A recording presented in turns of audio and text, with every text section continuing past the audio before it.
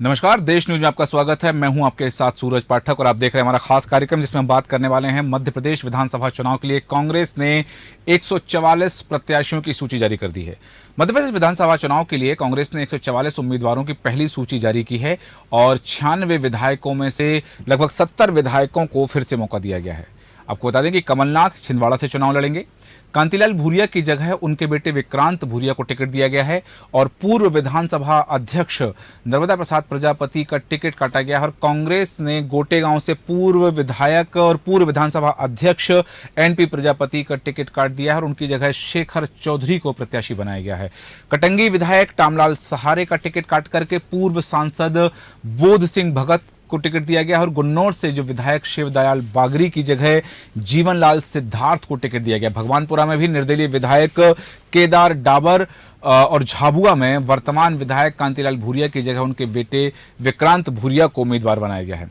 पिछौर से 5 बार के विधायक रहे केपी सिंह को शिवपुरी से प्रत्याशी बनाया गया है, जबकि पिछौर सीट पर शैलेंद्र सिंह को प्रत्याशी बनाया गया है।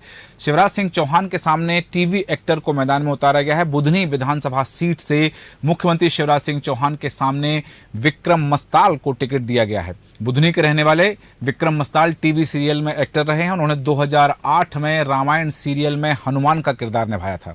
इंदौर 1 में कैलाश विजयवर्गीय के सामने संजय शुक्ला को मैदान में उतारा गया है और कांग्रेस छोड़कर भारतीय जनता पार्टी में गए मंत्री तुलसी सिलावट के सामने सांवेर विधानसभा सीट से रीना बोरासी को टिकट दिया गया है। और बात करें भोपाल की, तो भोपाल में विश्वास सारंग के सामने मनोज शुक्ला को मैदान में उतारा गया है और भोपाल में नरेला सीट पर भारतीय जनता पार्टी के विश्वास सारंग के सामने मनोज शुक्ला को प्रत्याशी बनाया गया है। मध्य सीट पर मौजूदा विधायक आरिफ मसूद को ही टिकट दिया गया है।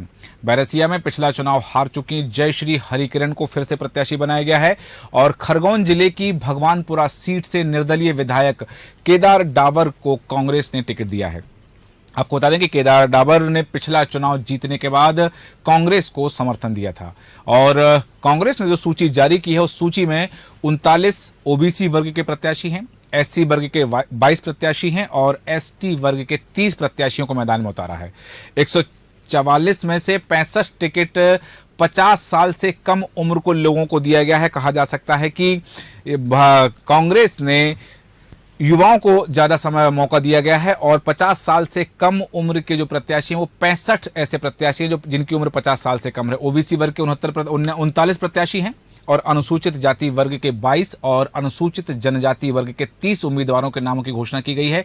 19 महिलाओं को प्रत्याशी बनाया कांग्रेस ने, 19 महिलाओं को प्रत्याशी बनाया और जिसमें से 6 अल्पसंख्यक वर्ग के नेताओं को टिकट भी दिया गया है।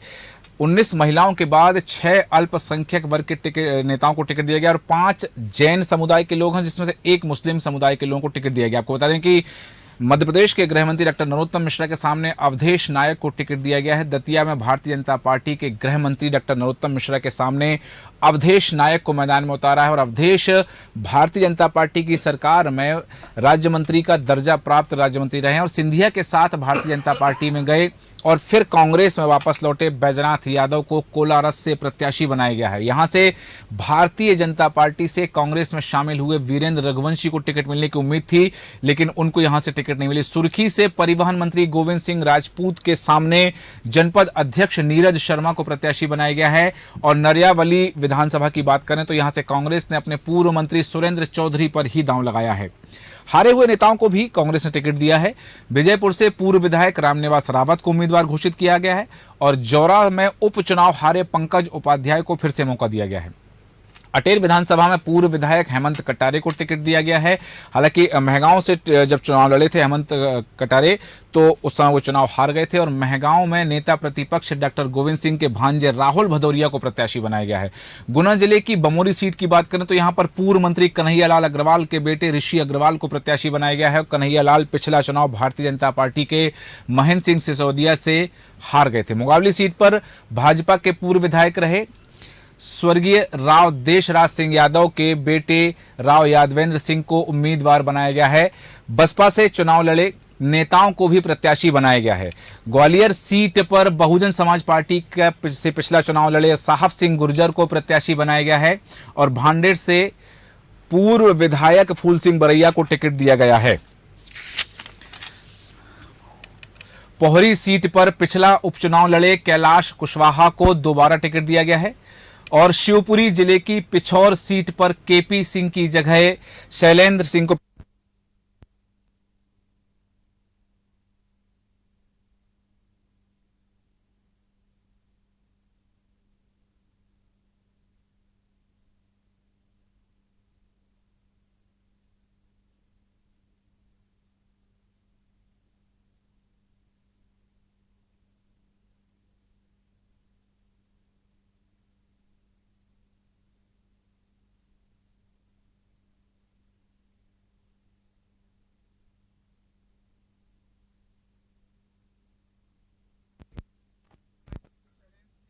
प्रत्याशी बनाया गया है। शैलेंद्र सिंह को पिछौर सीट से केपी सिंह की जगह प्रत्याशी बनाया गया और शैलेंद्र सिंह के पिता भानु प्रताप सिंह पहले विधायक रह चुके हैं और वर्तमान में शैलेंद्र सिंह नगर पालिका के अध्यक्ष हैं। मध्य प्रदेश विधानसभा चुनाव को लेकर कांग्रेस ने इस सूची का बहुत दिनों से इंतजार था और इस सूची को लेकर के अब कांग्रेस, हालांकि पहले कहा जा रहा था कि 15 तारीख को आएगी, क्योंकि कांग्रेस की ओर से जो बात कही गई थी कि पितृपक्ष में सूची जारी नहीं कर रहे हैं, इस कारण से अब 15 तारीख को जैसे ही पितृपक्ष समाप्त हुए उसके बाद कांग्रेस ने पहली सूची जारी की है और 144 नामों की घोषणा की है। हम बात करेंगे, इस विषय पर चर्चा करेंगे कि कांग्रेस की सूची को लेकर के सियासी गलियारों में क्या कुछ चर्चा है और क्या कहा जा रहा है और इस तरह को इस सूची पर सियासी गलियारे में कौन सी चर्चाएं हैं, कौन से प्रत्याशी को लेकर के और जिन 4 विधायकों के टिकट काटे गए हैं उनका क्या कारण रहा है, हम चर्चा करेंगे। चर्चा में खास मेहमान हमारे साथ हैं राजनीतिक विश्लेषक राधा वल्लभ शारदा जी। राधा वल्लभ शारदा जी, आपका बहुत स्वागत है देश न्यूज में।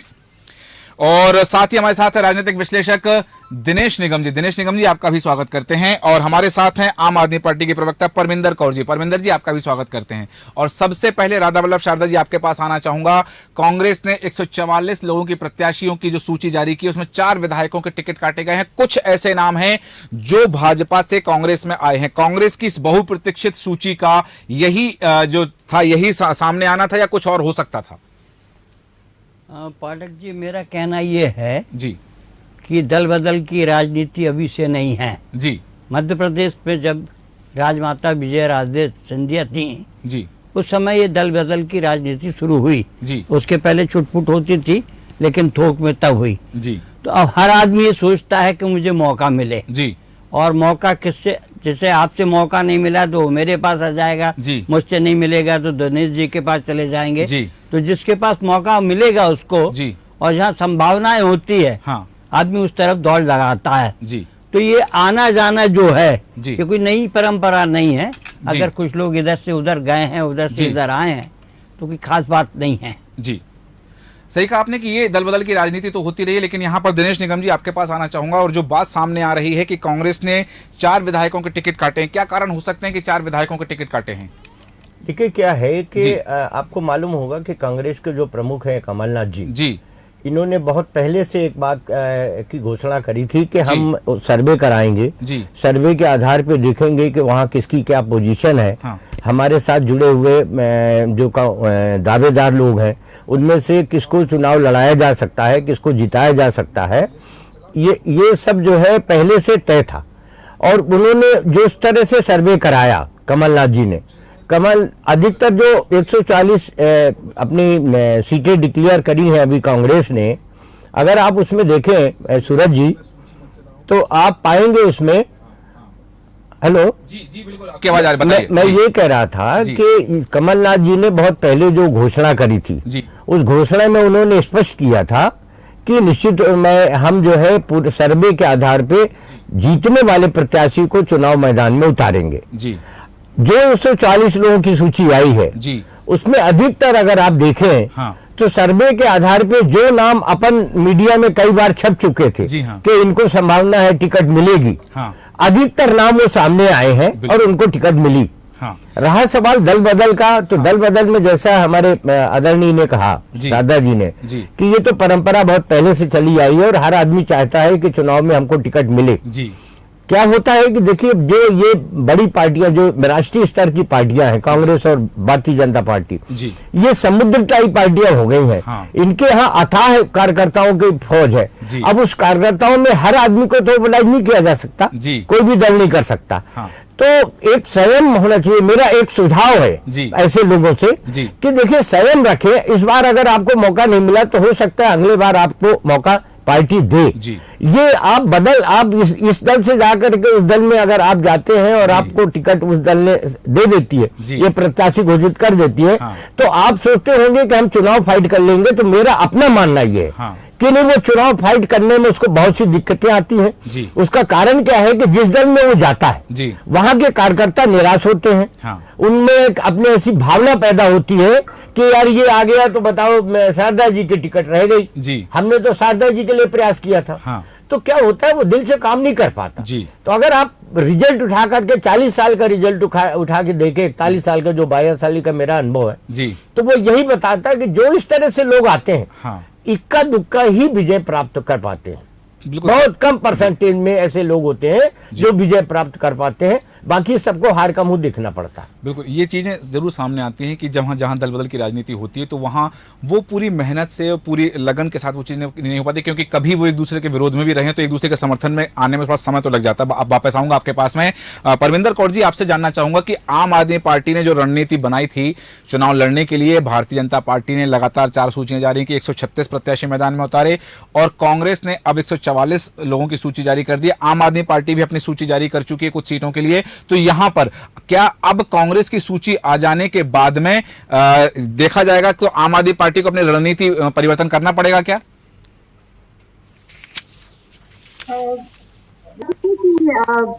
भी चुनावी माहौल चल रहा है, इस चुनावी सरगर्मी में सभी पार्टियों की को बहुत क्लोजली और हर पार्टी की रणनीति जी ठीक है जी उसको इम्पैक्ट करेगी। तो आम आदमी पार्टी भी बहुत ही पहली नजर बनाए हुए सभी लिस्ट है जी, और बहुत ही शीघ्र अपनी लिस्ट भी अनाउंस करेगी जी, ताकि ये जो राजभवन है इसमें पूरी अपनी दमखम के साथ इलेक्शन लड़ा रही। ठीक है, पूरी दमखम के साथ आम आदमी पार्टी मैदान में उतर रही है, और अब देखना होगा कि इस सूची के बाद में जब आम आदमी पार्टी की सूची होगी तो किसके सामने कौन सा चेहरा होगा। वापस आऊंगा आपके पास में, और भारतीय जनता पार्टी की प्रवक्ता प्रियंका दुबे जी हमारे साथ हैं। प्रियंका जी, बहुत स्वागत है देश न्यूज में आपका। प्रियंका जी, जो बात आ रही है कि अब सबसे पहली बात तो यह है कि जो 3 केंद्रीय मंत्री जहां से भारतीय जनता पार्टी ने मैदान में उतारे हैं, जिन सीट से उनको प्रत्याशी बनाया, वहां से अभी तक कांग्रेस ने उन सीटों को होल्ड पर रखा है, चेहरे घोषित नहीं किए हैं। लेकिन कांग्रेस की जो सूची आई है, उस सूची को लेकर के भारतीय जनता पार्टी की ओर से क्या प्रतिक्रिया है?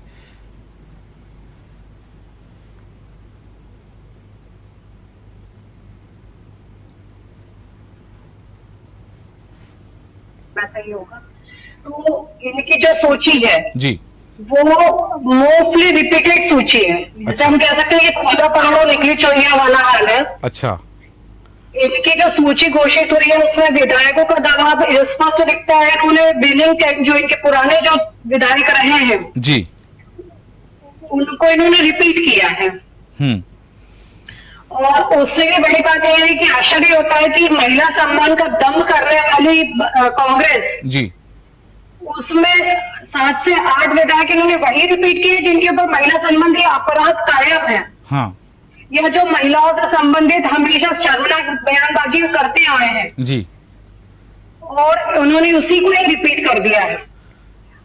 तो और जो इनकी गुटबाजी थी जी, उसको इन्होंने वापस बलवत करते हुए देखा जाए तो जो इनके बदल करके जो पुराने इनके जो नेता रहे थे, जो सीनियर लीडर्स थे जी, उनमें से अगर हम देखें, अरुण यादव जी का नाम गायब है। उन्होंने पहले कहते थे वो चुनाव नहीं लड़ना चाहते हैं। हाँ। सुरेश पचौरी जी का नाम गायब है। हाँ। और तो और इन्होंने जैसे अपने कैंडिडेट्स के साथ जिनको इन्होंने इशारा किया था और जो तैयारी इंदौर से भी कर रहे थे जी, उनके नाम भी अभी गायब है जी। तो जो इनकी गुटबाजी मंचों पे नजर आ रही थी जी, और जो कतली करने में भेद इनका शुरू से रहा है, वो आज इनकी सूची में भी स्पष्ट हो गया है जी। तो यहाँ पर जैसे भारतीय जनता पार्टी ने अपने जैसे प्रत्याशियों की सूची जारी की थी और उसके सामने जहाँ जो सीट घोषित हो गए हैं, जैसे कि बुधनी की यदि हम बात करें तो बुधनी में एक टीवी एक्टर को मैदान में उतारा गया। आपको लगता है कि शिवराज सिंह चौहान के सामने वो कितने दमदार प्रत्याशी हो पाएंगे? देखिए, कांग्रेस के लिए तो यही उपलब्धि है कि इन्हें कैंडिडेट मिल रहे हैं जी, जिनके खुद मतलब पूर्व मुख्यमंत्री जो है दिग्विजय सिंह स्वीकार कर चुके हैं जी कि इनके पास में कार्यकर्ता का शॉर्टेज है जी, और अगर ये इलेक्शन इस बार नहीं जीतते हैं तो इनको झंडे बैनर के लिए भी कार्यकर्ता नहीं मिलेंगे जी। और पिछली बार इलेक्शन में भी जैसे इन्होंने पैड जो कार्यकर्ता उनसे कार्य लिया था जी, तो इस बार तो इन्हें जो लोग मिल रहे हैं वही बड़ी बात है। ठीक है, ये मतलब आपका कहना है कि उनके पास प्रत्याशी नहीं है और उनको लोग मिल रहे हैं, ये बड़ी बात है। राधा वल्लभ शारदा जी, ये जो बात कही जा रही है, भारतीय जनता पार्टी कह रही है कि कांग्रेस को प्रत्याशी मिल नहीं रहे हैं, जो मिले हैं और जो रिपीटेशन हुआ है, इसको लेकर के क्या कहना चाहेंगे आपकी कि क्या सच में कांग्रेस के पास प्रत्याशी नहीं है? पाठक जी, मैं कुछ विशेष बातें बताऊंगा जी। प्रत्याशी मिलना ना मिलना, प्रत्याशी तो मिले हैं और उन्हें खड़े भी किए हैं। सबसे पहली चीज तो हुई, इसमें हमें परिवारवाद भी देखने को मिला है, जिस तरह से गोविंद सिंह जी के भांजों को टिकट दी है, ठीक है। उसके बाद जातिगत आधार पर, ये मतलब कांग्रेस की जो नीति है जातिगत जनगणना के आधार पर जी, उसमें भी इनने टिकट दी है उसके आधार पर। उसके बाद में इनने युवा वर्ग 65 वर्ष से कम उम्र के लोगों को टिकट दिए। फिर उसके बाद में इनने भाजपा का एक नारा जो एक बिल पास हुआ है लोकसभा राज्यसभा से, उसको देखते हुए 19 महिलाओं को इनने टिकट दी है जी। बिल्कुल। तो इस मामले में देखा जाए तो भाजपा से ये बहुत आगे है और इससे ऐसा लगता है कि ये जो लाभ महिलाओं को मिल रहा है जी, बीजेपी सरकार जो दे रही है उसका लाभ ये 19 महिलाओं को उतार कर जी, हो सकता है कांग्रेस उनसे ये सीट छीन ले जी। तो मेरा ये आकलन है। अब नाराजगी और नहीं नाराजगी या किसको दिया और किसको नहीं दिया है जी, ये एक अलग बात है। भाजपा इस मामले में पिछड़ी हुई है जी, कि उसने अभी तक महिलाओं के नाम पर मेरे ख्याल से शायद 5 या 6 लोगों को टिकट दिया है।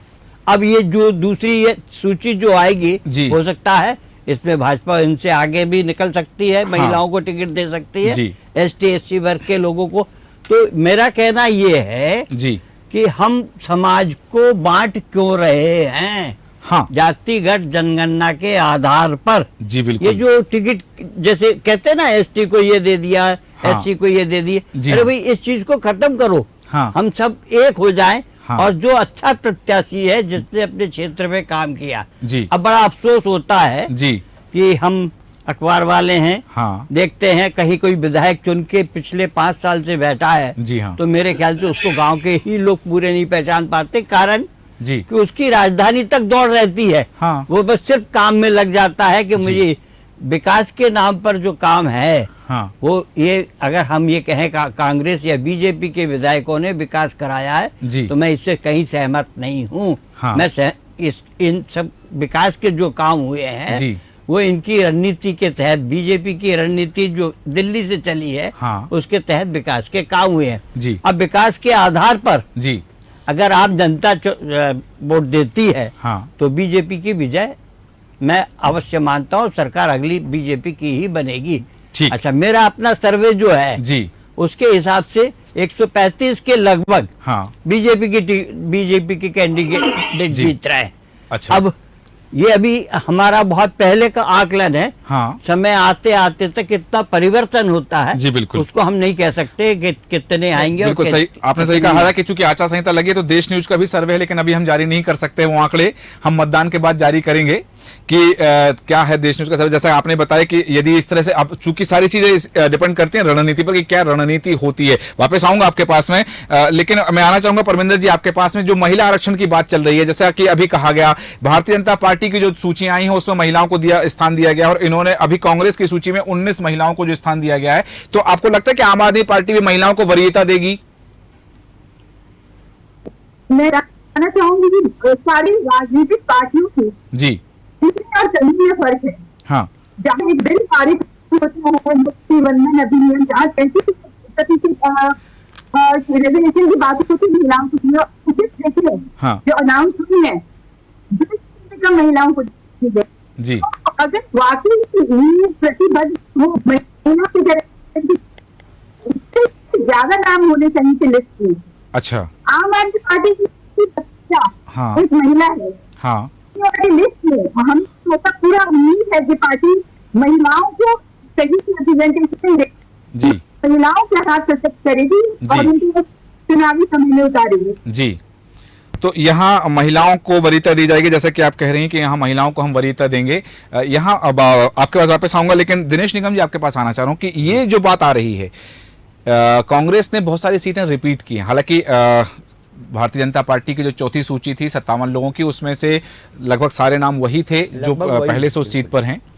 तो यहाँ पर एक जो बात आई है, इस अब कांग्रेस ने भी उन्हीं नामों को लगभग रिपीट किया, लगभग 69 या 70 नाम वही हैं जो वर्तमान विधायक हैं। कुछ सीटों की यदि हम बात कर लें, कांतिलाल भूरिया के सामने दोबारा संजय शुक्ला को उतारा, मतलब यदि हम कांतिलाल भूरिया के जगह टिकट काटकर उनके बेटे को दिया गया है, और कैलाश विजयवर्गीय के सामने संजय शुक्ला को उतारा गया, तो ये जो रखा गया है, वर्तमान विधायक हैं संजय शुक्ला वहां से, तो ये जो समीकरण रखे गए हैं बहुत सोच समझ के हैं, या फिर सिर्फ इसलिए कि कहीं ऐसा ना हो कि यदि हम उनका टिकट काट देंगे, हालांकि चार लोगों के टिकट काटे हैं, लेकिन कहीं ये डर रहा हो कि टिकट काटेंगे तो बगावत के स्वरूप भर आएंगे। कांग्रेस की सूची में ऐसा कुछ देखने मिल रहा है कि ऐसा कुछ संभावना रही हो? देखिए क्या है कि यहाँ तक इस तरह जो आप पूछ रहे हैं जी, उसमें सबसे बड़ी बात ये है कि हमने आपसे पहले कहा जी कि इन्होंने अपने स्तर से जो सर्वे कराया, हाँ, सर्वे के आधार पे जीतने वाले प्रत्याशी को इन्होंने रिपीट भी किया है, हाँ, और माने नए चेहरे भी लाए हैं, कुछ परिवर्तन भी किया उन्होंने, कई सीटों में परिवर्तन किया है जी। तो इसका मतलब ये है कि जो परिवर्तन हुए हैं वो इस बात के प्रमाण है हाँ। कि इन्होंने सर्वे के आधार पे टिकट दिया है, नंबर 1 जी। जहाँ तक इंदौर के संजय जी का सवाल हाँ। संजय भी वहाँ के कोई छोटे मोटे नेताओं में उनकी गिनती नहीं होती है, उनकी भी एक अपनी पकड़ है जी। और ये ठीक है कि भारतीय जनता पार्टी ने कैलाश जी को सामने उतार दिया है जी। तो वो कांटे की टक्कर हो गई, पर अपन ये नहीं कह सकते कि संजय कोई कमजोर प्रत्याशी है हाँ। इसी तरह इन्होंने जो अपने विधायकों को उतारा है जी, उन विधायकों का भी एक सर्वे कराया था उन्होंने जी, कि उन्होंने अपने कार्यकाल के दौरान जी अपने अपने क्षेत्रों में क्या किया है हाँ। उसकी रिपोर्ट मांगी थी कांग्रेस ने जी, कि आपने क्या किया है हाँ। और उसके आधार पे उन्होंने जो अपने पर्यवेक्षक नियुक्त किए थे, आपको याद होगा कांग्रेस ने पहली बार कोई बुद्धिमानता का काम जो किया था जी, वो ये किया था कि जो उन्होंने पर्यवेक्षकों को नियुक्त करी थी जी, वो उन्होंने संभाग स्तर से बदली करी थी जी। रीवा संभाग में विदिशा अपने भोपाल संभाग के लोगों को भेजा, इसी तरह इंदौर में जो है उन्होंने जबलपुर संभाग को भेजा। तो ये जो उन्होंने परिवर्तन करी जी, जैसे कि आपको याद होगा कि भारतीय जनता पार्टी ने भी एक सर्वे कराया था जी, उसमें अलग अलग स्टेटों के विधायक आए थे हाँ। विधायक और सांसद आए थे यहाँ हाँ। क्षेत्र में सर्वे करने के लिए हाँ। ये भी उन्होंने एक नई परंपरा डाली जी हाँ। भारतीय जनता पार्टी ने भी एक नई परंपरा डाली जी। अभी तक ऐसा नहीं होता था हाँ। लेकिन आपने देखा कि यूपी के लोग आकर के यूपी के बॉर्डर के मध्य प्रदेश के बॉर्डरों के हाँ। जो थे वहाँ किया, मालवा में राजस्थान के लोग आए, गुजरात के लोग आए है ना, ऐसे छत्तीसगढ़ से जो है विंध्य प्रदेश में आए लोग। तो ये जो उन्होंने अपना सर्वे करके 2 बार 3 बार जो सूची जारी करी जी, वो सर्वे का जिस तरह से विस्फोट या विरोध हुआ, ये कहे कि जिस तरह से आपस में असमंजस की स्थिति बनी, उसके कारण है कि ये जो अभी 57 भारतीय जनता पार्टी ने चौथी सूची जारी करी, उसमें अधिकतर उन्हीं चेहरों को उन्होंने उतारा है जो यहाँ मध्य प्रदेश स्तर पे विचार हुई थी, सूची जो तैयार की गई थी है ना, उसमें अपना हस्तक्षेप कम किया है हाँ। तो यही कारण ये कांग्रेस ने भी उसी आधार पे अपने विधायकों को रिपीट किया जी। उसने उनको एहसास हुआ हाँ। कि नहीं उन्होंने कुछ किया है जी, तो ये जीत भी सकते, दोबारा भी रिपीट जीत, इसलिए उन्होंने उतारा। जहां तक दूसरा सवाल ये है कि जहां आपने परसेंटेज महिलाओं की बात करी जी हाँ, महिलाओं में क्या है कि कांग्रेस ने चूंकि एजेंडा बना लिया जी, एक एजेंडा बना लिया है कि नहीं हमको जाति आधार पे जो सर्वे कराना ये करना, उनके नेता आकर के कई बार अपने भाषणों में इस बात को दोहरा चुके हैं जी। उन्होंने ये भी बात कही कि हम महिलाओं को प्राथमिकता देंगे, प्रियंका जी ने 2 बार 3 बार इस बात को रिपीट किया जी। तो ये उनकी मजबूरी हो गई थी हाँ, इसको आप उनकी मजबूरी कह सकते हैं जी, कि अगर वो इसमें फेल होते तो भारतीय जनता पार्टी को एक चुनावी मुद्दा मिल जाता हाँ। कि ये कहते कुछ है, अभी इनके ये हाल है कि ये कहते कुछ है करते कुछ है जी। अब चुनाव जीतने के बाद ये जो वादे कर रहे हैं ये पूरा करेंगे भी कि नहीं करेंगे, ये क्वेश्चन मार्क हो जाएगा। एक चुनावी मुद्दा बन जाता बिल्कुल, है ना। तो क्या है कि कांग्रेस में अपन ये कह सकते हैं कि अभी मतलब शारदा जी की बात को मैं नकारता नहीं हूँ, लेकिन मैं ये कहता हूँ कि मीडिया का जो अभी तक का हिंदुस्तान का सर्वे है वो ये कह रहा है कि आज से 2 महीने पहले जी कांग्रेस 60% थी और बीजेपी 40% थी, लेकिन आज की स्थिति में ये मीडिया कह रहा है कि नहीं, दोनों 50-50 हो गए। अब बराबरी में आ गए। अच्छा। अब बराबरी में आने के बाद दोनों में आपसी जो टक्कर होगी वो 2018 से भी बहुत आश्चर्यजनक होगी। ठीक है, 2023 का चुनाव बहुत आश्चर्यजनक होगा। ठीक है, मेरा अपना मानना है। ये एक चीज हो सकती है बिल्कुल कि ये चुनाव टक्कर का हो सकता है। और इस समय हमारे साथ फोन लाइन पे बने हुए हमारे एडिटर इन चीफ जय श्रीवास्तव जी, हम उनसे भी बात करेंगे कि जय श्रीवास्तव जी, कार्यक्रम में बहुत स्वागत है आपका। और जिस तरह से हम बात करने जा रहे हैं यहाँ पर कि 144 लोगों की सूची जो जारी की गई है,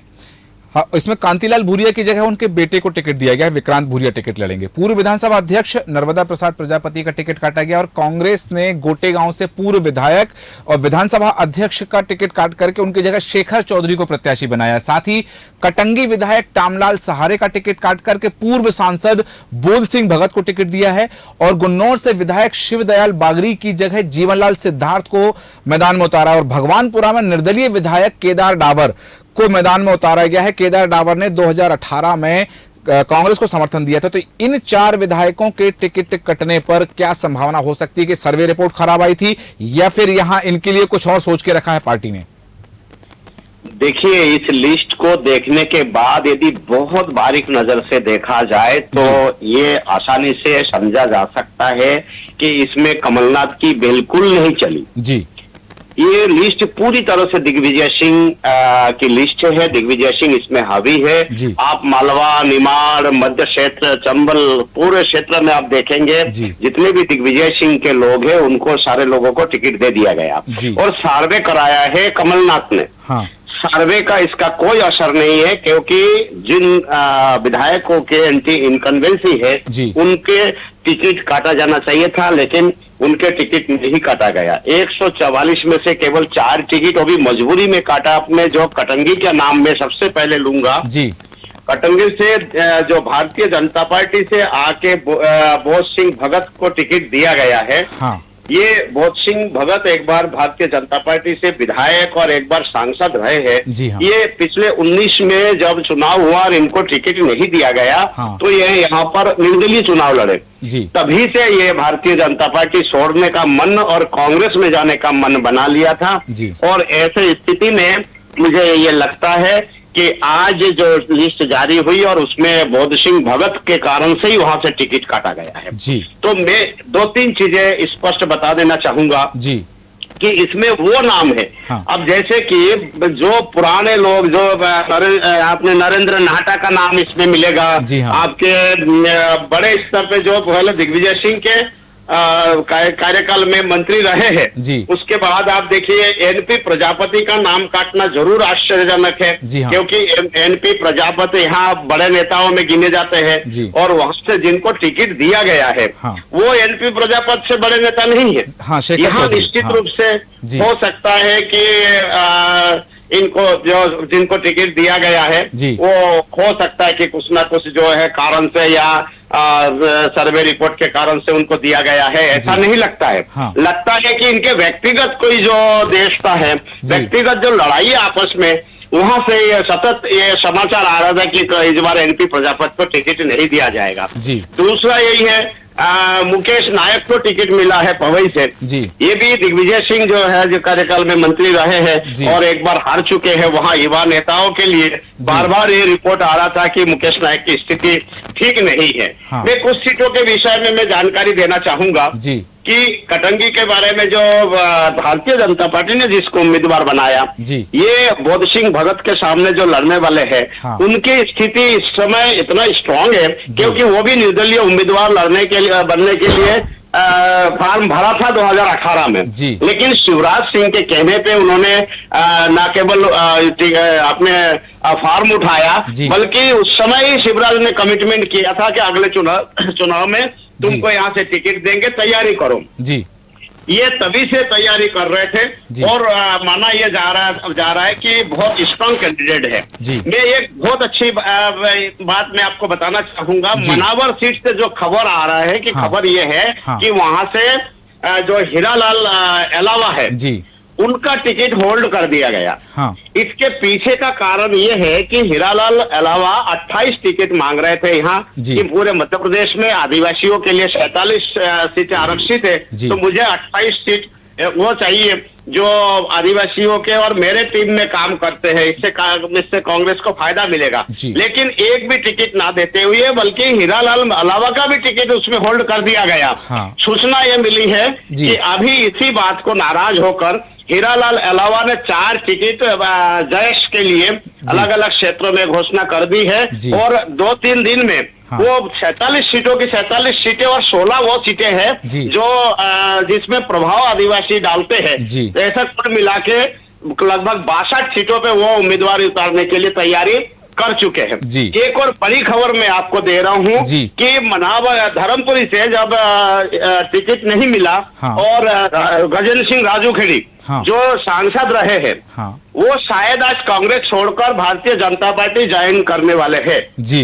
तो भारतीय जनता पार्टी छोड़कर गजेंद्र सिंह राजूखेड़ी जो आदिवासियों में बड़ा कद्दावर नेता है, धार क्षेत्र के बड़े नामी नेता है, वो यदि भारतीय जनता पार्टी में शामिल होते हैं तो पूरा जो मालवा निमाड़ के क्षेत्र में जो आदिवासी वोटर है उसमें बड़ा फर्क पड़ेगा।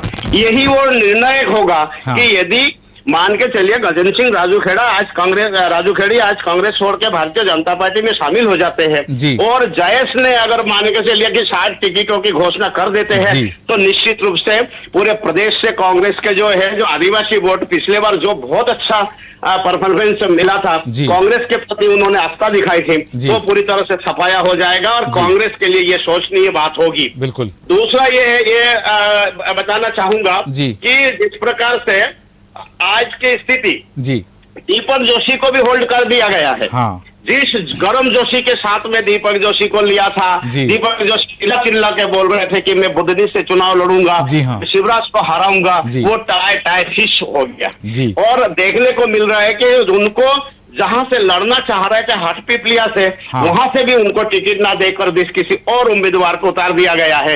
ऐसी स्थिति में उनके पास केवल खातेगांव की सीट बचता है जहां से उनको लड़ाया जा सकता है, लेकिन इस लिस्ट में शामिल ना होना जी ये दीपक जोशी के लिए एक संदेश है कि तुमने जो गलती की है उसके सजा तुमको भुगतना है। अगर आगे चलिए उनको सम्मान था खुदने से टिकट नहीं दिया जिसके लिए आपने उनको बीजेपी में कांग्रेस में शामिल किया था, आपने हाटपिपलिया से उनको टिकट नहीं दिया लेकिन खातेगांव से उनका नाम इसी लिस्ट में शामिल होना चाहिए था। इसलिए दीपक जोशी का बड़ा एक अपमान है, उनको ये दिखा दिया गया कि तुम किस कद के नेता हो जी। दूसरा यही है जी। राधा वल्लभ शारदा जी आप कुछ कह रहे हैं? मैं कह रहा हूँ बागली जैसी जगह भी जहाँ से इनका वर्चस्व रहा है कैलाश जोशी जी का जी हाँ वहाँ से भी नहीं दिया इसको दीपक को। हाँ दीपक जोशी जी को वहाँ से भी टिकट नहीं दिया। जय श्रीवास्तव जी मेरा एक सवाल और है जैसे आपने कहा कि दिग्विजय सिंह की चलती हुई दिखाई दे रही है सियासी गलियारों में। एक और चर्चा है कि भोपाल की जो 3 सीटें घोषित की हैं, विश्वास सारंग के सामने मनोज शुक्ला को प्रत्याशी बनाया है और मध्य सीट पर मौजूदा विधायक आरिफ मसूद को टिकट दिया गया और बैरसिया सीट पर पिछला चुनाव हारी जयश्री हरिकिरण को टिकट दिया गया। तो ये बताया जा रहा है कि ये इन 3 सीटों पर सुरेश पचौरी का प्रभुत्व देखने मिला है। देखिए ये बात में इन बातों में जो है सच्चाई बिल्कुल है कि भोपाल का नेता सुरेश पचौरी है। कांग्रेस का यदि कोई बड़ा नेता है तो सुरेश पचौरी है। कमलनाथ आते हैं छिंदवाड़ा से, हाँ। दिग्विजय सिंह आते हैं राजगढ़ से, ये भोपाल का नेता सुरेश पचौरी है। हाँ। और सुरेश पचौरी ने अपने तीनों टिकट क्लियर करवा लिया है। लेकिन मैं जो बताना चाह रहा तो बहुत बड़ी बात मैं बताना चाह रहा हूँ, इसको आप रिकॉर्ड में लीजिएगा, भविष्य में जो है हो सकता है काम आए जी। बिल्कुल हो सकता है हाँ। कि इस बार इस लिस्ट को देखते हुए मैं ये बताना चाहूंगा, मेरा जो अनुभव है कि हो सकता है कमलनाथ जी अगला मुख्यमंत्री ना हो। अगर कांग्रेस जीत भी जाए हाँ। तो हो सकता है कि दिग्विजय सिंह यहाँ पर मुख्यमंत्री बने। बड़ी बात कही आपने, बिल्कुल। ये जो लिस्ट है इसको देखने के बाद लग रहा है कि कोई सर्वे नहीं, कोई कुछ नहीं, कोई कमलनाथ नहीं, केवल और केवल दिग्विजय सिंह के नाम की जो है हरी झंडी मिली है। तो इसको जब बारीकी से और देखेंगे तो आपको आने वाले समय में हम बताएंगे कि इसके किस कोटे के किसको टिकट मिला है, और इसमें देखा जाएगा इसमें 60% से अधिक जो है दिग्विजय सिंह को टिकट मिला है। तो ये जो लोग हैं आने वाले समय में ये मांग करेंगे क्योंकि दिग्विजय सिंह को भी जो है एक जो बंटाढार का जो नाम का ठप्पा लगा हुआ है वो धोना चाहेंगे एक बार पुनः मुख्यमंत्री बन के। तो मुझे लग रहा है इस सीट को देखते हुए कि अगर कांग्रेस जीत भी गई तो कमलनाथ मुख्यमंत्री नहीं होंगे तो कुछ दिन के लिए होंगे, बागडोर फिर मध्य प्रदेश का दिग्विजय सिंह के हाथ में आने वाला है। जी बिल्कुल। एक संशय और है कि जहां 144 लोगों की सूची तो जारी कर दी है, कई ऐसी सीटें हैं जहां पर भारतीय जनता पार्टी पहले ही अपने प्रत्याशी घोषित कर चुकी है, लेकिन वो 3 सीटें जहां केंद्रीय मंत्रियों को प्रत्याशी बनाया भारतीय जनता पार्टी ने, उन 3 सीटों पर अभी तक कांग्रेस चेहरा साफ नहीं कर पाई है कि कौन होगा कांग्रेस का चेहरा। इसके पीछे क्या वजह हो सकती है? देखिए, मैं तो अभी बोल रहा हूँ कि कांग्रेस ने इतने जो एक घेराबंदी की थी, मैं आपको बार जो मैं बोल रहा था कि भारतीय जनता पार्टी ने एक जाल बुना था कि बड़े बड़े नेताओं को मैदान में उतार के इनको चौंका दिया था। उस समय भी जो है आपको बताया था, आपको याद होगा कि मैंने ये कहा था कि आपके जो ये जो चक्रव्यूह के चाणक्य के चक्रव्यूह में कांग्रेस फंस गई है। उसी का झलक मैं आपको एक बात प्रमाण देना चाह रहा हूँ, एक झलक में दिखाना चाहूंगा कि कांग्रेस को डर है कि कहीं ज्योतिरादित्य सिंधिया शिवपुरी से ना आ जाए, इसी कारण से केपीएस जो कि पिछड़ से जीता है उम्मीदवार है, उसको हटा के शिवपुरी में फंसा दिया कि ज्योतिरादित्य सिंधिया को वहां पे ये वो जाल है, उस जाल में कांग्रेस फंस गई है। अभी देखिए एक जीता है, मतलब जीता है जो है सीट है पिछड़, उसको छोड़ के उनको शिवपुरी में उलझा दिया। अब वो दोनों सीट अटक गई है। और इसी प्रकार से देखिए भोपाल का आपने जो जिक्र किया है, भोपाल के विषय में मैं ये बता देना चाहूंगा कि भोपाल में ये बात चल रही थी कि अगर पीसी शर्मा को मध्य से लड़ाया जाए और आरिफ मसूद को यदि उत्तर से लड़ाया जाए तो 4 सीटें फंस जाएगी, 4 सीटें जीतने की संभावना बढ़ जाएगी कांग्रेस को। लेकिन वो संभावना सारे समाप्त हो गई है क्योंकि मध्य से जो है आरिफ मसूद को टिकट दे दिया है। मतलब पीसी शर्मा को यदि आप लड़ना है तो इस सूची में नाम नहीं है, या तो उनका टिकट कटेगा या दक्षिण पश्चिम से लड़ना पड़ेगा। इसके अलावा पीसी के सामने कोई विकल्प नहीं है। दूसरा, आपने मनोज शुक्ला का नाम लिया है। मनोज शुक्ला युवा नेता है, वो जो जिला अध्यक्ष रहे उनका दामाद है, सुरेश पचौरी के करीब है। तो मुझे लगता है कि वो सीट सबसे बेहतर टिकट उसमें नरेला से कांग्रेस ने दिया है। हालांकि विश्वास सारंग वहां पर स्ट्रांग कैंडिडेट है, जीत हो सकता है कि उन्हीं की हो, लेकिन सबसे बेहतर कैंडिडेट कांग्रेस ने नरेला से उतारा है। एक और जो सीट है जयश्री हरिकरण, जयश्री हरिकरण पिछले बार वो लड़ी थी और पिछले बार ये हार चुकी है। तो लेकिन माना यह जाएगा कि ये सुरेश पचौरी के कैंडिडेट है और सुरेश पचौरी ने अपने तीनों कैंडिडेटों के नाम जो है क्लियर करवा लिया है। ऐसे स्थिति में एक और मैं उल्लेख करना चाहूंगा कि सीहोर में जिसको टिकट दिया है शशांक सक्सेना। मैं पहले आपको बोला था, आपको याद होगा कि पिछले एपिसोड में मैंने ये कहा था कि कमलनाथ के विषय में छिंदवाड़ा में एक नाराजगी है कि दीपक सक्सेना की जिंदगी खत्म कर दी है, राजनीतिक जिंदगी। दीपक सक्सेना ने, अगर कमलनाथ है, छिंदवाड़ा के विकास पुरुष माने जाते हैं, तो उसके पीछे दीपक सक्सेना का हाथ है। क्योंकि दीपक सक्सेना की जो राजनीति एक विरासत और अपने पिता के धरोहर सब कुछ नौसावर कर दिया है कमलनाथ के कारण से। और वही कमलनाथ ने जब उनको मुख्यमंत्री बनने का अवसर मिला तो अपने पद से भी इस्तीफा देके कमलनाथ को बिठाया है। लेकिन जब कमलनाथ को मौका मिला और 1.5 साल तक उनका कार्यकाल रहा, किसी भी पद पे उस व्यक्ति को नहीं बिठाया। इससे दीपक सक्सेना में नाराजगी थी और दीपक सक्सेना ने जो है इस बार क्योंकि कमलनाथ को खुद को यहाँ पर इलेक्शन लड़ना था, दीपक सक्सेना ने केवल पूरे प्रदेश में एक टिकट की मांग करी थी, वो है शशांक सक्सेना सीहोर। तो उसका जो है वो खानापूर्ति उनको कर दिया गया। कारण क्या, कमलनाथ को मालूम था कि मैं इस व्यक्ति के राजनीतिक भविष्य खत्म कर चुका हूँ, अब इनका उम्र नहीं भी है कि इनको कुछ दिया जाए, मुझे भी लड़ना है यहाँ से। तो इनके मांग की पूर्ति करते हुए शशांक सक्सेना को टिकट दे दिया। और कारण रमेश सक्सेना भी है। जय जी दिनेश निगम जी, जय जी, मैं ये कह रहा था जी, शशांक सक्सेना जी मैं सुन रहा हूँ, आवाज आ रही है आपकी? जी, मैं ये कह रहा हूँ जय जी कि क्या है कि शशांक सक्सेना को, हाँ आप कहिए दिनेश निगम जी, मैं आपकी बात पहुंचा दूंगा। शशांक सक्सेना को टिकट देने के पीछे रमेश सक्सेना का भी बहुत बड़ा योगदान है जी, क्योंकि रमेश सक्सेना ने बहुत पहले से इस तरह से मैंने घोषणाएं करना और अपना प्रचार करना शुरू कर दिया था जी। उसमें शशांक सक्सेना को ही उन्होंने घोषित करके रखा। ठीक है, जय श्रीवास्तव जी, अब तक आवाज आ रही है? ठीक है जी, हाँ आप रिटर्न कीजिएगा, कॉल लगाइएगा, दोबारा संपर्क करें जय श्रीवास्तव जी से। और लेकिन जैसा कि आपने कहा शशांक सक्सेना वाली बात, यहाँ एक बात और सामने आ रही है। दिनेश निगम जी, आप ही के पास आ रहा हूँ। ये जो बात आपने कही है ठीक है कि वो चीजें उसमें रही हैं, लेकिन यहाँ एक बात है कि सिंधिया के साथ भारतीय जनता पार्टी में गए और फिर वापस कांग्रेस में लौटे बैजनाथ यादव को कोलारा से टिकट प्रत्याशी बनाया गया और यहां से भारतीय जनता पार्टी से छोड़ करके कांग्रेस में शामिल हुए वीरेंद्र रघुवंशी को टिकट की उम्मीद थी। तो इस सीट को लेकर के दिनेश निगम जी क्या करें? जी क्या है बाबा एक क्षमा चाहूंगा, जय श्रीवास्तव जी तक हमारी आवाज जा रही है और जैसा कि मैं जय श्रीवास्तव जी अभी से चर्चा कर रहे थे और दिनेश निगम जी का जो कहना है जय श्रीवास्तव जी कि शशांक सक्सेना को टिकट देने के पीछे भी एक वजह है और उनको साधने के लिए और उस सीट को साधने के लिए कवायद की गई है, ये जानना चाह रहे थे और ये कहना था दिनेश निगम जी का। जी देखिए, मैंने बताया कि ये दीपक सक्सेना का कारण से भी जो है ये टिकट उनको दिया गया है। दूसरी बात मैं जो बताना चाहूंगा, जो उन्होंने पूछना, क्योंकि रमेश सक्सेना जी का वो सुपुत्र है।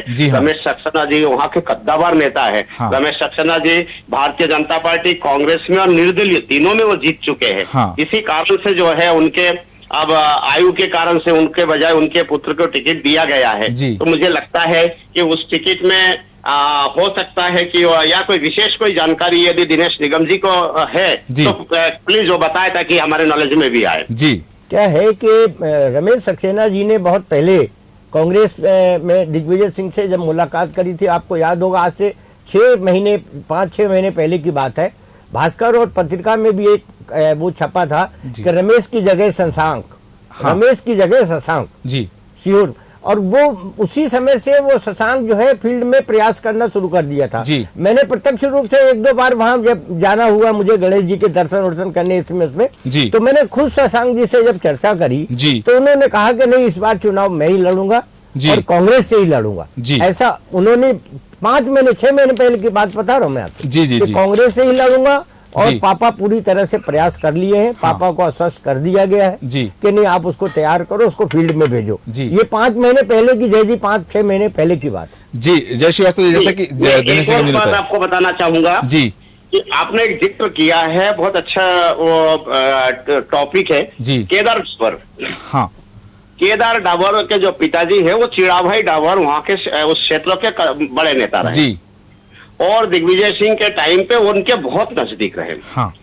किसी कारणवश पिछले बार जब टिकट नहीं दिया तो केदार डाबर जो कि जिला पंचायत के सदस्य भी रहे, वो उन्होंने निर्दलीय चुनाव लड़े और जीत के आए जी। जीत के आने के बाद हर व्यक्ति ने उनके विषय में ये कहा कि हो सकता है कि उनका बीजेपी से समझौता हो गया, हो सकता है उनके कांग्रेस से समझौता हो गया, लेकिन वो उनका पृष्ठभूमि कांग्रेस ही है जी।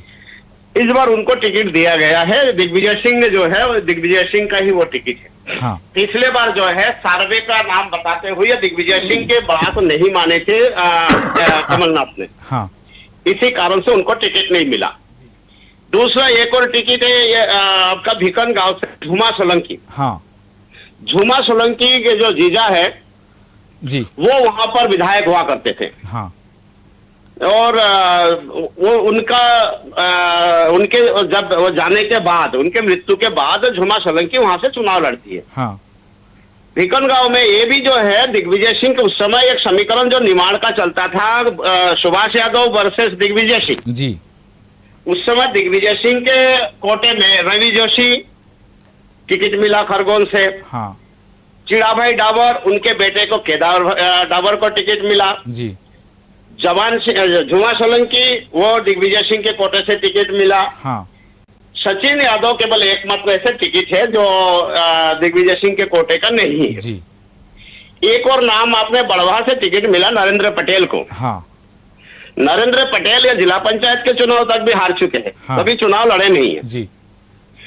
और इनके जो अंकल है, चाचा है ताराचंद पटेल जी, वो वहां से विधायक और सांसद दोनों रहे जी, और कई दिनों से मांग कर रहे थे कि मुझे टिकट दिया जाए, मुझे टिकट दिया जाए, लेकिन उनके अंकल के जीते जी उनको टिकट नहीं मिला जी। और अभी कुछ ही दिन पहले ही जो है एक उसमें अस्वस्थ थे जी। और शायद उनको ब्रेन हेमरेज वगैरह होने के कारण से उनके मृत्यु हो गई। बिल्कुल। तो इस बार टिकट मिला है। हाँ। तो वो टिकट जो है, वो टिकट वहां बड़वा में जो कि कोई बहुत बड़ा स्ट्रांग कैंडिडेट नहीं है जी, और जो कैंडिडेट था सचिन बिरला, जो उनका विधायक था जी, वो भारतीय जनता पार्टी ज्वाइन तो नहीं किया। हाँ। लेकिन खूब प्रचार प्रसार भी कर रहे हैं जी। तो भारतीय जनता पार्टी से तो सचिन बिरला होगा। हाँ। और उधर नरेंद्र पटेल होंगे, ये दोनों गुर्जर नेता है जी। तो वहां ये देखने को होगा जी कि सचिन बिरला कितना पावरफुल होते हैं और वर्तमान विधायक के रूप में वो कितना कार्य किया, उसका परिणाम क्या आता है। जी बिल्कुल। मैं एक और सीट के विषय में बात करना चाहूंगा, मैहर। हाँ।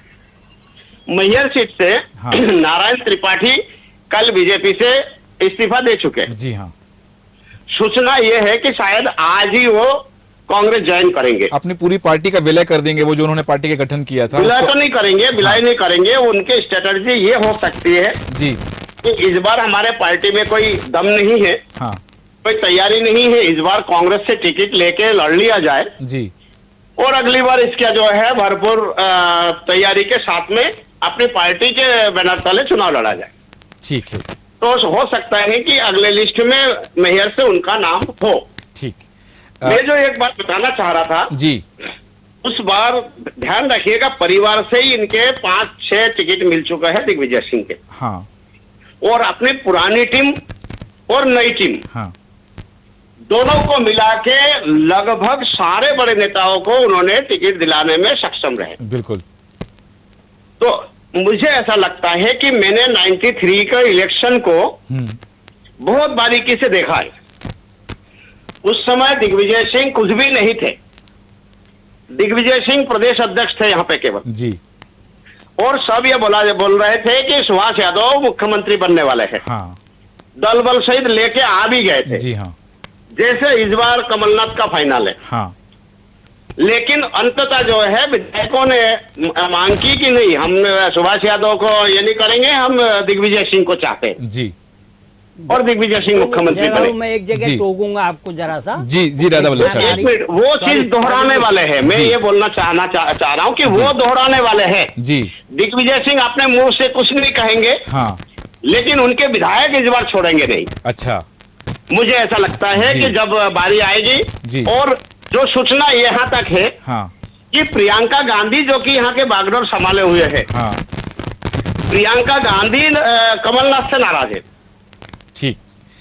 ये सूचना के कारण से ये एक बड़ी बात है कि प्रियंका गांधी जो है नाराज हैं कमलनाथ हाँ, से। तो यही कारण है कि यहाँ मुझे लगता है कि दिग्विजय सिंह आने वाले मुख्यमंत्री यदि कांग्रेस के या बहुमत आती है तो बनेंगे जी, कमलनाथ नहीं बनेंगे। जी जी, अब माननीय शारदा जी कुछ बोल रहे थे। जी, मैं ये बता रहा था जी, आपको भी शायद याद होगा, मोतीलाल वोरा को मुख्यमंत्री बनाया था तो कितने बजे रात की बात है वो।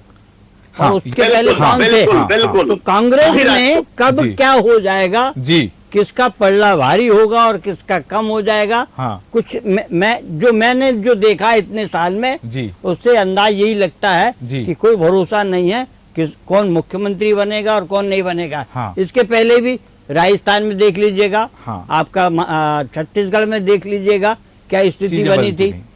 उसी तरह से यहाँ भी चल रहा था नाम किसी का कि भाई इनको अब जीत जाएंगे, इनको मुख्यमंत्री बनाएंगे। आखिर कमलनाथ को बनाए था ना। एक और चीज बोल के समाप्त करूंगा मैं। जी नहीं, मेरा एक प्रश्न और रहेगा, आप अपनी बात रखें। जी, मेरा एक प्रश्न रहेगा कि सिंधिया के साथ भारतीय जनता पार्टी में गए थे, वापस कांग्रेस में आए, बैजनाथ यादव को कोलार से प्रत्याशी बनाया है और यहाँ से वीरेंद्र रघुवंशी जो आए हैं उनको टिकट की बात कही जा रही है, तो वीरेंद्र रघुवंशी के साथ छल हो गया क्या? खाली वीरेंद्र रघुवंशी जो छलित नेताओं के जो कतार है जी, उसमें खाली वीरेंद्र रघुवंशी नहीं है जी, दीपक जोशी का भी नाम जोड़िए। हाँ हाँ हाँ। अब दीपक जोशी का तो एक चांस और भी है जी, लेकिन वीरेंद्र रघुवंशी का तो नाम कहीं पर भी नहीं है। अब तो बचा ही नहीं है उनके जगह, उनके लिए शिवपुरी भी नहीं बचा और ना कलारस बचा है। जी बिल्कुल। तो ये छलित नेताओं का जी, आप देखिए कि ये जो है ये बहुत ही मैं जो बताना चाह रहा था, ये तो है ये राजनीति में छल कपट सब जायज है जी। मैं ये दो चीजें और बताना चाह रहा हूं मैं जी। एक महिलाओं को लेके आपने बात कही। हाँ हाँ। बहुत लंबी लंबी बातें दोनों ने की, चाहे वो भाजपा हो चाहे कांग्रेस हो। जी। लिस्ट में नाम गायब है। हाँ। केवल 10 से 15% जो महिलाओं को टिकट दिए जाते हैं हर बार, जी, उसी को मेंटेन किया गया। हाँ। और आने वाले समय में भी मुझे नहीं लगता है कि 15% से ज्यादा जी महिलाओं को टिकट मिलेगा। जी। जब कानून पास हो गया है, खाली अभी वैधानिक प्रक्रिया पूरी नहीं हुई है। जी। ऐसे में पार्टी अगर चाहती, जो हितैषी अगर होती कोई पार्टी महिलाओं के प्रति, जी, तो वो अपने सूची में जी 33% नहीं तो कम से कम 25% दे के ये संदेश दे सकते थे। हाँ। कि हम महिलाओं के प्रति हितैषी है। जी बिल्कुल। दूसरा एक और चीज मैं आपको ध्यान दिलाना चाहूंगा, जो एक सीट छूट रही है, जो मुख्य सीट है, उसमें वो है डबरा और दतिया। जी हाँ हाँ। डबरा और दतिया में वहां दोनों ही सीटों पर यदि इमारती और नरोत्तम मिश्रा यदि बैठकर फैसला ले ले कि तुम मुझे निपटाओगे नहीं, मैं तुमको नहीं निपटाऊंगी, हाँ, तो शायद वो दोनों सीटें निकाल सकते हैं। जी। क्योंकि ये जरूर है कि वहां पर भारतीय जनता पार्टी की स्थिति बहुत अच्छी नहीं है। हमने जितने भी सर्वे किया है उसमें ये पाया है। हाँ। लेकिन उम्मीदवार देखने के बाद मुझे लगता है कि वहां कांग्रेस से चूक हुई है। चूक क्या हुई है कि जो सुरेश राजे डाबरा से उम्मीदवार बनाए गए हैं, हाँ, वो भी भारतीय जनता पार्टी का ही व्यक्ति था। हाँ। कांग्रेस में गए और भारी मतों से इमारती देवी को हराया। जी। इसमें यह है कि उसके बाद उनकी अश्लील सीडी जारी हुई। हाँ। उनका खूब विरोध हुआ। अभी दिग्विजय सिंह वहां पर गए थे, खूब नारेबाजी हुई सुरेश राजे के खिलाफ। जी। दूसरी ओर जो दतिया सीट है, दतिया में अवधेश नायक को टिकट दिया गया। हाँ। हालांकि हमने हर बार यही कहा, आपने भी कई बार इस एपिसोड में हमने लिया है कि यहाँ से अवधेश नायक को ही टिकट मिलेगा। जी हाँ। लेकिन जो व्यक्ति पूरे 5 साल जी होम मिनिस्टर नरोत्तम मिश्रा से लड़ाई लड़ रहे हैं, हाँ, कोर्ट से लेके, कोर्ट कचहरी से लेके सुप्रीम कोर्ट तक लड़ाई लड़ रहे हैं जी, और केवल 2-2.5 हजार मतों से हारे हैं पिछले चुनाव में, होम मिनिस्टर रहते हुए, पावरफुल मिनिस्टर रहते हुए जी, उस व्यक्ति का टिकट काटे जाना और भारतीय जनता पार्टी से आके वहां पर टिकट प्राप्त करना, हाँ, ये कांग्रेसियों के गले वहां उतार नहीं रही है। जी। यही कारण है कि 2 सीट जो हम सर्वे में बता रहे थे कि ये सीट, दोनों सीट जो है भारतीय जनता पार्टी के लिए हाँ, कठिन हो सकते हैं, हाँ, लेकिन अब आसान कर दिया है। कुल मिलाके जी ये जो सूची है, हाँ, ये एक कमजोर सूची मेरे नजर में है। जी। कम से कम 15 से 20 सीट ऐसी है जहां पर टिकट बदला जाना चाहिए था। जी। और उनको टिकट दिया। मुझे लगता है कि उन लोगों का नाम कभी सर्वे में नहीं आ सकता है कि स्ट्रॉन्ग कैंडिडेट है। जी जी। तमाम जानकारी के लिए बहुत धन्यवाद। आपने हमारे साथ अपनी जानकारी साझा की, इसलिए धन्यवाद। और मेहमानों के साथ हम बने रहेंगे। और अभी मैं आना चाहूंगा आपके साथ प्रियंका दुबे जी। जो बात कही जा रही है कि ये कहीं ना कहीं भारतीय जनता पार्टी के लिए मुफीद कुछ सीटें हो गई हैं, जैसा कि जिक्र किया उन्होंने, डबरा सीट की बात कही है, जय श्रीवास्तव जी ने, उन्होंने दतिया सीट की बात कही कि यहाँ पर चुनाव लगभग आसान हो गया है। तो अब भारतीय जनता पार्टी की रणनीति क्या होने वाली है? भारतीय जनता पार्टी का इस बार जो स्ट्रेटेजी पोस्टर लेके जो शुरू से चली है जी, वो जिसको लेके लगातार लास्ट टाइम की जैसे रणनीति भी चेंज की गई है जी, तो उसको देखते हुए आप लोग खुद भी समझ सकते हैं कि जिस तरीके से हम लोग कमर कस के मैदान में हैं जी, तो जहाँ पे फीडबैक्स को देखते, इनपुट्स को देखते हुए जो परिवर्तन किए जाने चाहिए थे जी, वो परिवर्तन भी किए गए। हाँ। साथ ही अभी तक जो जनता का विश्वास है जी, जो कांग्रेस के लिए हमेशा नेगेटिव गया है, कतली करनी में भेद जी, वो हमारे लिए आज की डेट में पॉजिटिव है। ठीक है। उसके अलावा करंट में जो स्टेटस देखा जाए, जो कर्नाटक इलेक्शन का एग्जांपल और सामने है जी, तो उसको देखते हुए भी हमको मध्य प्रदेश इलेक्शन में बेनिफिट मिलने वाला है। ठीक है। अभी एक और बात महिलाओं की आई कि चीज अगर हम बात करें प्रियंका जी, महिलाओं की एक बात आई कि जैसे कि अभी 19 नाम इसमें हैं और 15 से 16% प्रत्याशी ही अभी तक बनाए जा रहे हैं, और जय श्रीवास्तव ने जो बात कही कि 33% महिला आरक्षण की बात कही गई, ठीक है, परिसीमन होगा, कानून बन गया है, परिसीमन होगा, तब चुनाव आयोग महिलाओं के लिए सीट आरक्षित करेगा, लेकिन क्या भारतीय जनता पार्टी 33%, 30%, 25% प्रत्याशी बनाएगी महिलाओं को?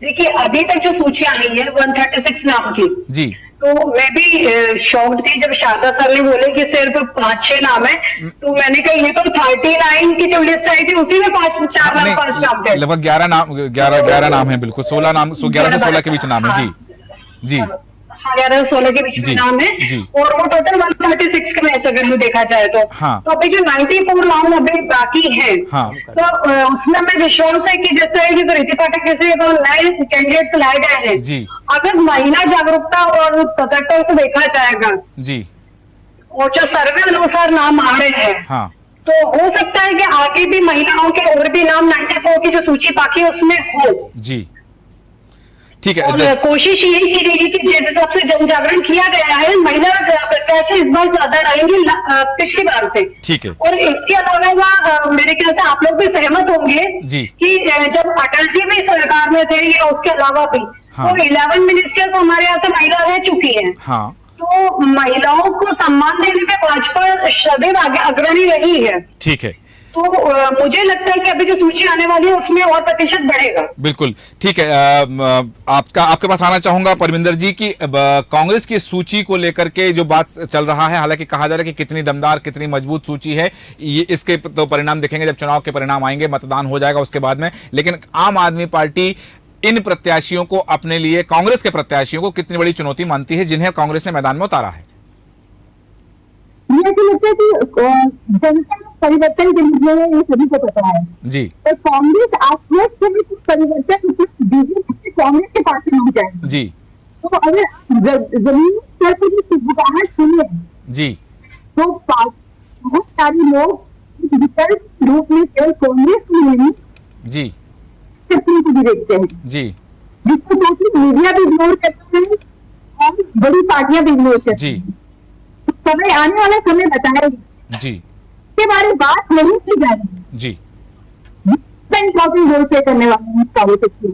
और मैं इस बात में भाजपा से भी बोलना चाहूंगी कि हड़बड़ाहट से उन्होंने एक संकीर्ण सेशन बुला के एक बिल को पास किया, ऐसा प्रतीत हुआ कि महिला सशक्तिकरण अपनी स्वामी भी नहीं करते हैं जी। मतलब ये स्टार्टिंग है, ये बिल्कुल सर्विसिंग है ठीक, और हेडलाइन मैनेजमेंट से काम शुरू हो रहा है। ठीक है, ठीक है।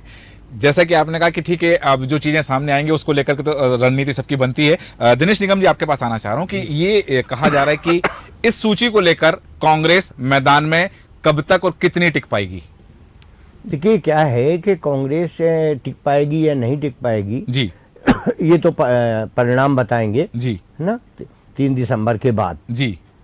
सबसे बड़ी बात यह है कि कांग्रेस ने जिस तरह से प्रयास किया सरकार बनाने के लिए, सत्ता में आने के लिए, उससे ये प्रमाणित तो हो जाता है, इसलिए प्रमाणित हो जाता है कि 2018 के चुनाव में भारतीय जनता पार्टी इतना गंभीर नहीं थी जितना गंभीरता का वो 2023 का चुनाव ले रही है।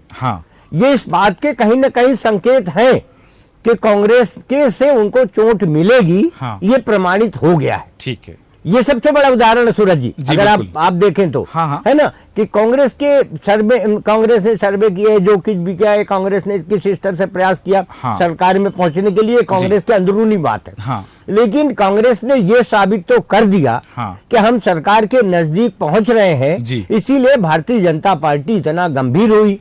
उनके यहाँ रोज चिंतन हाँ। रोज सर्वे में शिविर हो रहा, रोज किसी न किसी मामले में लेकर के केंद्रीय नेतृत्व यहाँ आ रहा है। बड़े बड़े नेता गंभीरता से रात को 11-11 बजे 12-12 बजे 2-2 बजे तक चिंतन करते हैं। तो ये सब इस बात के प्रमाण तो है कि कांग्रेस ने इतना साबित तो कर दिया कि हम यहाँ तक पहुंच रहे हैं। ठीक है, ये सबसे बड़ा उदाहरण मैं आपको बताऊं। जी बिल्कुल, जैसा इस बिंदु पे आप देखें जी, तो ये बात तो प्रमाणित होती है कि नहीं होती। मैं भारतीय जनता पार्टी के बहन जी से ही पूछना चाहूंगा कि बहन जी आप ही बताइए कि इतना चिंतन भारतीय जनता पार्टी ने क्या 2018 के चुनाव में भी किया था जितना इस समय सामने आ रहा है? जी प्रियंका जी, जैसा कि दिनेश निगम जी पूछ रहे हैं कि इस बार बड़ी चुनौती माना जा रहा है कांग्रेस के प्रत्याशियों की या कांग्रेस की रणनीति को, कि ज्यादा चिंतन की आवश्यकता पड़ रही बीजेपी को। देखिए, अगर हम चुनाव की बात चुनाव समर ही कहा जाता है इसे, तो कोई भी समर हल्के में नहीं लेना चाहिए, चाहे फिर वो विधानसभा हो, चाहे लोकसभा हो, चाहे नगर पालिका नगर निगम हो जी, तो तैयारी उस स्तर पे ही की जानी चाहिए। और वैसे भी कहा जाता है, वरिष्ठ कह के गए हैं कि कभी भी प्रतिद्वंदी को अगर क्वेश्चन लेते तो करने वाले ये माते की कमजोर नहीं समझना चाहिए। जी सही है कि सामने भारतीय जनता पार्टी चुनाव लोकतंत्र व्यवस्था को उत्सव के तौर पर ले रही है जी, और पूरी तरह से उसमें सहभागी हो रही है, और जो भी नीति तय की जा रही है उसको जमीनी स्तर तक अप्लाई कर रही है। बिल्कुल सही कहा आपने कि कभी भी शत्रु को कमजोर नहीं समझना चाहिए, वो कब हावी हो जाए उसकी क्या रणनीति, इसलिए पूरी तैयारी के साथ आना चाहिए। राधा वल्लभ शारदा जी, आपके पास आ रहा हूं, अंतिम प्रतिक्रिया आपसे चाहता हूं। जिस तरह से बात हुई कि ये सूची जो है, क्योंकि ये कहा गया कि कांग्रेस ने 3 स्तर पर सर्वे कराए, राहुल गांधी का एक सर्वे था, कमलनाथ जी के 2 सर्वे हुए, और इन सर्वे के बाद ये सूची आई। तो जैसा जय श्रीवास्तव जी ने कहा कि ये जो सूची है दिग्विजय सिंह के चहेतों के नाम है। भोपाल में 3 जो नाम आए हैं वो कहा गया है कि सुरेश पचौरी के चहेतों के नाम है, और सुरेश पचौरी ने इन 3 लोगों को हरी झंडी दिखाई है। तो कांग्रेस के सर्वे पर क्या सवाल खड़े हो रहे हैं? देखिए, जहां गुटबाजी होती है जी, वहां कहीं न कहीं नुकसान होता है जी, और ये हम वर्षों से देखते चले आ रहे हैं जी। तो अब कहते हैं कि ये कमलनाथ जी के आदमी हैं, ये पचौरी जी के आदमी हैं, ये दिग्विजय सिंह के आदमी हैं। तो जहां इनके एक दूसरे के विपक्ष के लोग हैं, वो उस आदमी को नुकसान पहुंचाने की कोशिश करता है, और ये हम देख चुके हैं। अब बात उठती है कि कौन की सरकार बनेगी और कौन की नहीं बनेगी। ये कह के मैं अपनी बात पूरी करूंगा जी, कि पहले आओ और पहले पाओ। सही है। भाजपा ने के केंद्रीय नेतृत्व ने जो कदम उठाए हैं, उससे आज तो ये लगता है कि जो 50% से ऊपर महिलाओं के जो मत है वो एक तरफा जाने वाले हैं। ये मेरा अपना अंदाज है। क्यों? कि अर्थ सबसे बड़ी चीज होती है आज के युग में। जी हाँ। आप किसी को उठा के और खड़ा कर दोगे तो वो आपका एहसान नहीं मानेगा, ना आपको वो देखेगा। लेकिन अगर किसी को आपने 5 रुपए दे दिए, वो आदमी ये जरूर कहेगा कि यार मुझे तकलीफ में था, मुझे इनने 5 रुपए दिए। तो वो 5 रुपए उसको याद रहेंगे। तो अभी जो काम कर रही है केंद्र सरकार और राज्य सरकारें, उससे तो ऐसा लगता है कि ये भाजपा के लिए बहुत मजबूती है। अच्छा, ठोकर खाकर आदमी सुधरता है, ये भी सुन लीजिएगा। पिछली बार कांग्रेस ये बीजेपी क्यों हारी थी, तो उससे उसने सबक लिया। सबक लेने के बाद ही आज हम देखते हैं कि सिर्फ मध्य प्रदेश के नेताओं के ऊपर निर्भर नहीं है बीजेपी। बीजेपी के पास में अदर स्टेट से उन लोगों ने लोगों को भेजा है, मंत्रियों को ड्यूटी लगाई है, सांसदों की ड्यूटी लगाई। अब कुछ सांसदों को इसलिए खड़ा किया है कि जो सीटें पहले कांग्रेस ले चुकी थी, उन सीटों पे कब्जा करने के लिए ये कद्दावर नेताओं को भाजपा ने उतारा है। सही कहा आपने, बिल्कुल, कि ये कद्दावर नेताओं को मैदान में उतारने के पीछे भी एक सोची समझी रणनीति है कि कहां, क्योंकि यदि एक कद्दावर नेता एक सीट पर है तो आसपास की दूसरी 4 सीटों को और प्रभावित करता है। हालांकि विषय ऐसा है जिस पर हम और लंबी चर्चा कर सकते हैं, पर समय अनुमति नहीं देता, इसलिए चर्चा को विराम देंगे। राधा वल्लभ शारदा जी, परविंदर कौर जी, दिनेश निगम जी और प्रियंका दुबे जी, साथ ही जय श्रीवास्तव जी का भी बहुत धन्यवाद चर्चा में शामिल होने के लिए। जिस तरह से बात आ रही है कि कांग्रेस की सूची में बहुत कुछ है, हारे हुए नेताओं को भी टिकट दिया गया है।